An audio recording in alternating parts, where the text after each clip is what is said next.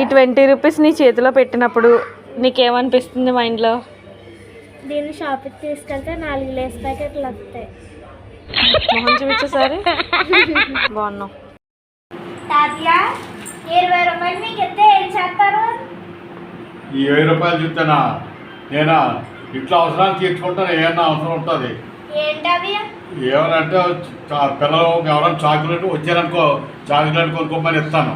లేకపోతే కొనేసి 20 రూపాయలు చాక్లెట్ కొనేసి ఆడికే చేతిలో పెడతాను. మర్చిపోకూడదు పెడతాను. రీతు చేయి చాపు.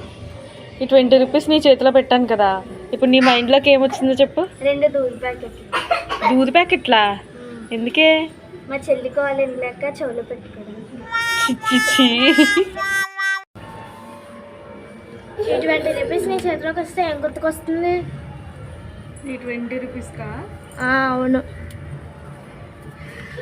నా కొడుకు ఒక డైపర్ వస్తుంది.